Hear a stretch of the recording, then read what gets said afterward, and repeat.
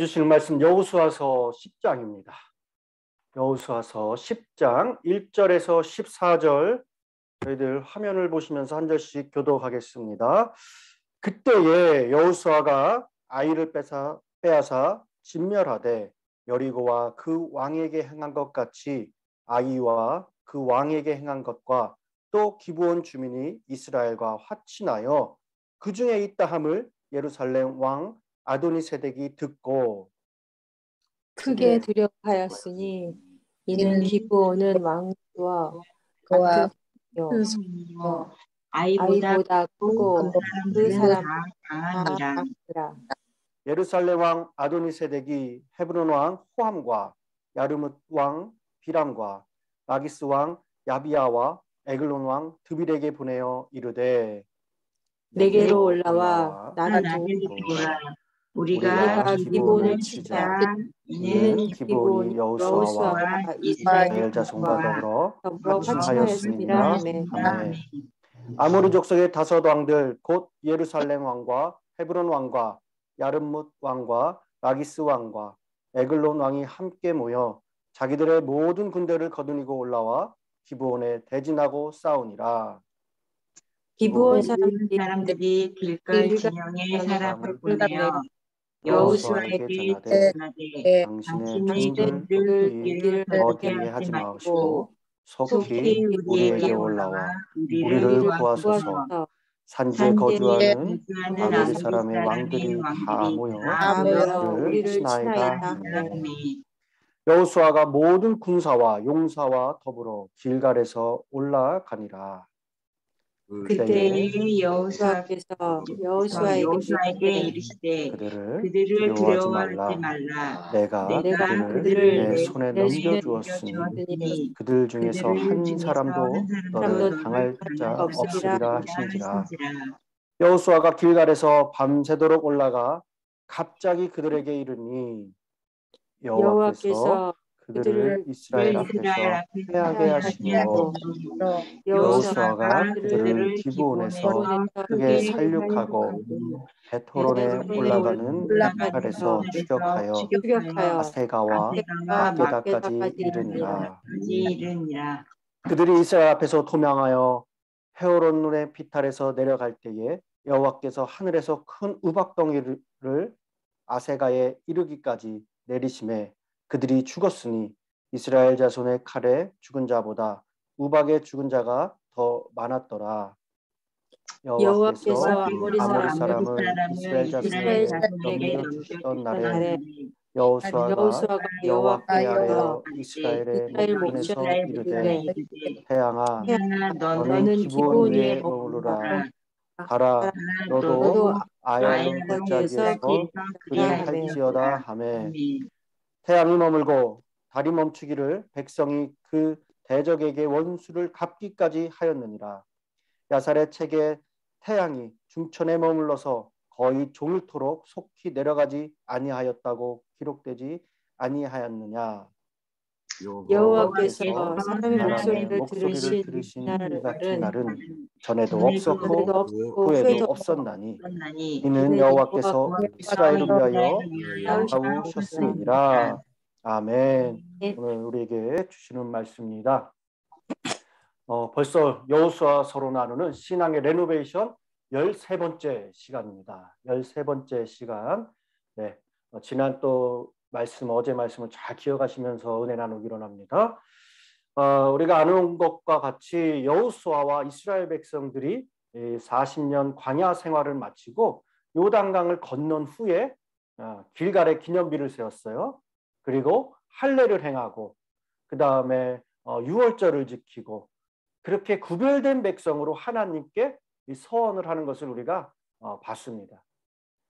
첫 번째 유월절을 40년 만에 거룩하게 지킨 이스라엘 백성은 하나님의 전적인 도우심으로 난공불락이라 여겼던 여리고성을 무너뜨리고 그리고 두 번째 성 아이성을 공격하였습니다.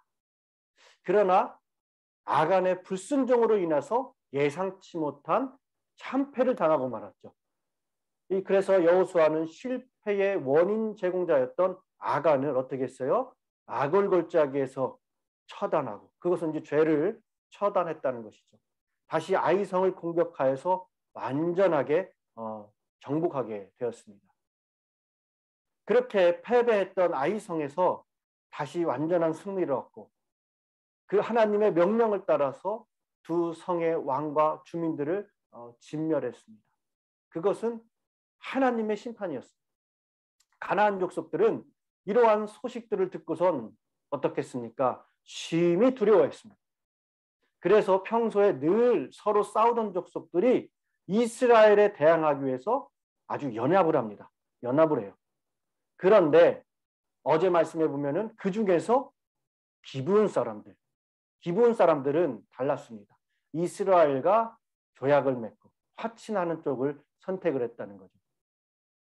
문제는 이스라엘은 가까운 곳에 사는 족속과는 이 화친할 수 없게 되었었습니다.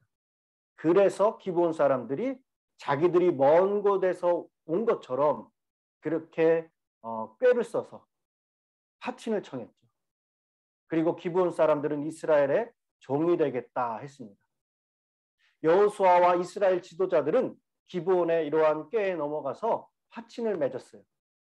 그런데 나중에 알고 보니 그 사람들은 이 가까운 곳에 살고 있는 족속이었죠.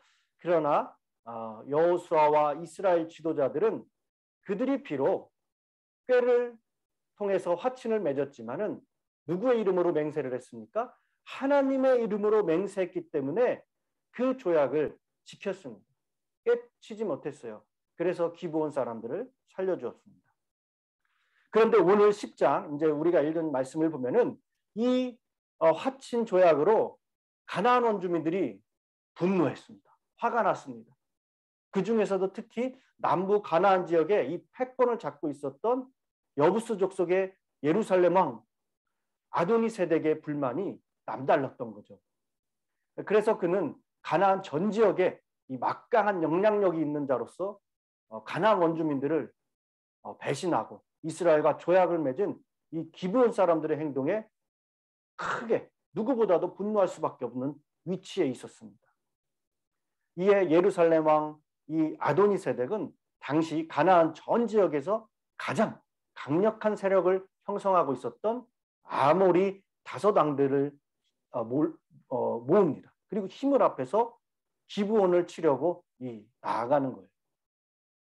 그런데 성경에 보면은 왜 우리가 생각할 수 있는 것이 가나안 정복 전쟁을 수행하고 있는 이스라엘을 치지 않고 오히려 이스라엘과 화친한 기브온을 치려고 할까 우리가 생각할 수 있어요. 그 이유는 이 가나안 원주민 집단에서 배신한 자들에 대한 이 응징을 통해서 배신자의 최후가 어떠한 것임을 보여주기 위해서 그러는 것입니다.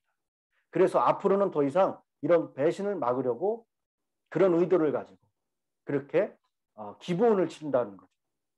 또 한편으로는 기브온을 진면함으로써 그들과 화친한 이스라엘에게 큰 위기감을 느끼게 할 수 있습니다. 그 이유여서 그렇게 이스라엘 치는 것보다는 기브온을 치려고 했던 거죠.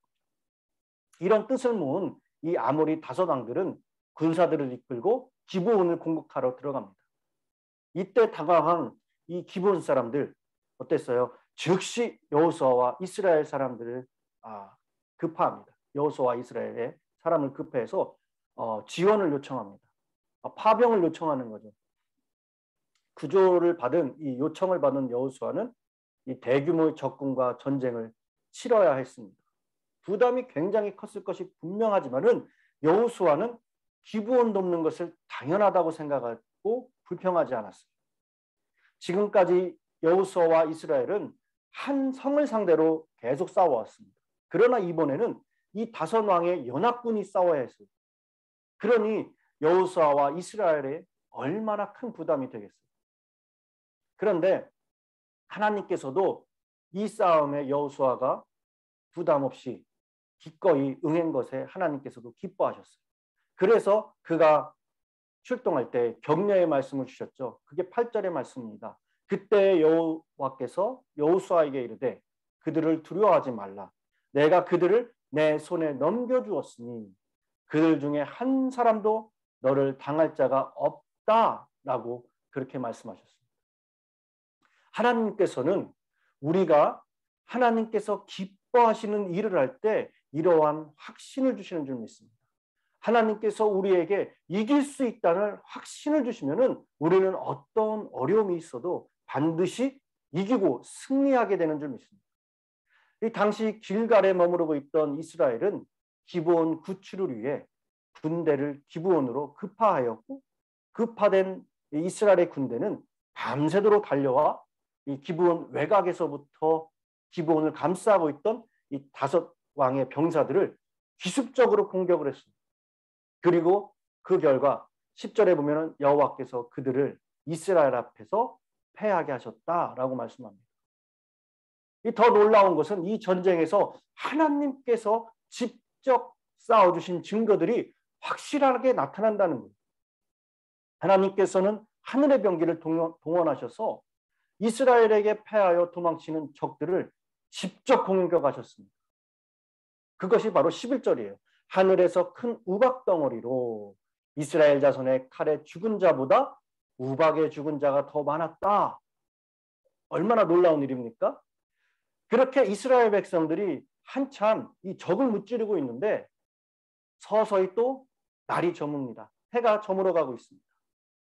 만일 이 밤이 돼서 캄캄하게 되면은 가나안 족속들은 각자 자기의 성으로 들어가서 숨게 되어 있습니다. 그러면 그날의 전쟁은 완벽하게 끝나지 못하고 더 어려워질 가능성이 많습니다. 이스라엘 백성들은 그곳의 지형도 잘 몰라요. 지리도 모릅니다. 그렇기 때문에 불리할 수밖에 없습니다. 그래서 싸움 중에 해가 져가는 것을 바라보던 여호수아는 하나님께 기도를 드리는 거예요. 그것이 12절입니다. 어떻게 기도합니까? 태양아, 너는 기브온 위에 머무르라. 달아, 너도 그리할지어다. 환하게 비춰달라는 기도죠. 참 어떻게 보면 어이없는 기도입니다. 태양과 달을 멈추어 주십시오. 이것은 진짜 확신한 믿음이 있거나 아니면은 미쳤거나예요. 둘 중에 하나입니다. 절대적인 하나님에 대한 신뢰와 확신이 아니고서는 이스라엘의 보는 앞에서 이렇게 기도하기란 강하고 담대한 믿음이 아니고는 아닐 수 없어요. 만약에 그 기도대로 되지 않는다면 이스라엘이 얼마나 그들을 우습게 보고 그 기에 눌려서 지게 되겠습니다. 여러분, 간절함이 있는 사람의 기도는 그가 기도하고 있다는 것을 모두 알 수밖에 없어요. 하나님께서는 이러한 여호수아의 기도를 들어주실 수밖에 없었습니다. 들어주셨습니다. 그렇게 해서 이스라엘 백성들은 그날 가나안 5 왕의 연합군과의 전쟁에서 승리를 하게 됩니다. 밝은 그러한 달과 태양이 있으므로 모든 그 사람들을 진멸하게 된 거예요. 우리는 이 장면에서 하나님께서 당신의 백성들을 위해서 직접 싸워주시는 모습 또다시 우리는 확인할 수 있어요. 사실 하나님께서는 보이지 않는 방법으로 얼마든지 일하실 수 있는 분입니다. 그런데 하늘에서 큰 우박덩이를 내리심으로 하늘의 해와 달을 멈추게 하여 주심으로 하나님께서 함께 싸워주시고 계시다는 것을 보여주시고 살아계신 하나님을 체험케 하셨어요. 또한 이스라엘뿐만이 아니라 적들도 그것을 볼 수 있고 체험할 수 있게 하셨다는 거예요. 오늘도 하나님께서는 당신의 백성을 위해 우리와 함께 일하신다는 거예요. 심지어는 우리가 알지 못하는 순간에서도 하나님께서는 우리를 붙들고 계시다는 사실을 꼭 기억하시기 바랍니다. 이스라엘 백성들이 그날의 전투에서 함께 싸워주시는 하나님을 생생하게 보았던 것처럼 오늘 우리도 하나님께서 우리와 함께 하시는 것을 생생하게 우리가 체험하고 느끼고 맛보고 볼 수 있기를 간절히 축원합니다. 여호수아 군대와 여리고와 아이성을 거쳐서 기브온 전투에서 승리를 했습니다. 이 모든 싸움을 보면은 믿음, 이 믿음 아니고서는 절대로 있을 수 없는 일들입니다. 여러분, 믿음은 나 자신을 의지하는 것이 아니에요. 나를 의지하거나 내 상황을 보는 것이 아닙니다. 살아계시고 전능하신 하나님의 일하심을 기대하고 그것을 믿고 나아가는 거예요. 오늘 기브온 전쟁은 가나안 전쟁에서 아주 치열하고 격렬한 어떠한 그 전쟁보다 그러한 전쟁이었습니다. 오늘 본문을 통해서 우리가 무엇을 깨달을 수 있습니까? 하나님의 백성에게 하신 약속에 신실하신 하나님이시라는 거예요. 당신의 백성의 기도와 간구를 들으시고 응답을 하신다는 것입니다. 하나님의 백성을 위하여 친히 싸우시고 당신의 백성으로 하여금 그 어떤 적 앞에서도 이기게 하시는 하나님이시다는 사실이에요. 오늘 우리에게 너무나 위로가 되고 힘이 되는 말씀이 아닐 수가 없습니다. 오늘 본문은 그날의 전쟁의 결론을 내리며 이렇게 기록하고 있습니다. 14절에 여호와께서 사람의 목소리를 들으신 이 같은 날은 전에도 없었고 후에도 없었나니 이는 여호와께서 이스라엘을 위하여 싸우셨음이니라 기록합니다. 우리를 위해 독생자까지 내어주신 하나님께서는 오늘도 나를 위해 여러분들을 위하여 일하고 계시다는 겁니다. 그러므로 믿음으로 순종하며 최선을 다하는 성도는 반드시 승리하고 복을 받게 될 줄 믿습니다. 하나님께서 나를 위해 일하시는 것을 체험하게 되는 거예요. 당신의 백성들을 위하여 하늘의 병기를 동원하시며 해와 달까지도 그렇게 멈추게 하시는 하나님께서 여러분 우리의 삶 속에서 역사하시는 것을 늘 체험하며 승리하시는 그러한 저와 여러분이 되시기를 간절히 축원합니다. 오늘도 신앙의 그 확실한 믿음을 가지고 우리가 레노베이션 되셔서 제약된 세상으로 나아가 우리가 밟고 서는 자리가 그곳이 어디가 되었든 하나님의 일하심을 경험하고 체험하며 영광을 돌리며 그곳이 성지가 되어지는 저와 여러분의 발걸음이 되기를 간절히 축원합니다. 기도하겠습니다. 사랑의 하나님 감사합니다. 오늘도 귀한 말씀으로 저희들을 깨워주시고 하루를 시작하게 하시는 은혜를 감사합니다. 주의 말씀이 우리의 발의 등이요 기리심을 믿고 나아갑니다. 믿는 자에게는 능치 못함이 없음을 또한 오늘 말씀을 통해 또다시 확신하며 나아갑니다. 우리의 대장 되신 주님을 따를 때 앞당겨 주시고 옆에서 동행하시며 뒤에서 밀어주시는 주 하나님, 우리의 영혼이 세상과 맞서 싸울 때에 겁날 것 없는 줄 믿고 이미 승리의 감사를 올려드립니다. 주님 만나는 그때까지 주 이름 붙들고 선한 싸움 다 싸우고 최후의 승리에 의의 면류관으로 영원한 기쁨과 영광을 누리게 하여 주시옵소서. 오늘도 하루의 시작을 기도로 준비하며 나갑니다. 믿음으로 구할 때에 가장 좋은 방법과 좋은 때가 있음을 믿고 나갑니다. 주님, 기도의 자리에 열리는 역사가 있게 하여 주시옵소서. 우리 담임 목사님 쉼의 시간을 통해서 세상에 줄 수 없는 참 평안과 위로로 더욱더 큰 자유를 누리며 영육간의 강건함으로 붙잡아 주시옵소서. 감사드리며 예수님의 이름으로 기도드렸습니다. 아멘. 시간 저희들 말씀을 생각하시면서 각자의 기도 제목, 교회와 우리 주변의 성도님들, 담임 목사님을 위해서 합심하여 우리가 기도의 자리로 나가겠습니다. 기도합니다.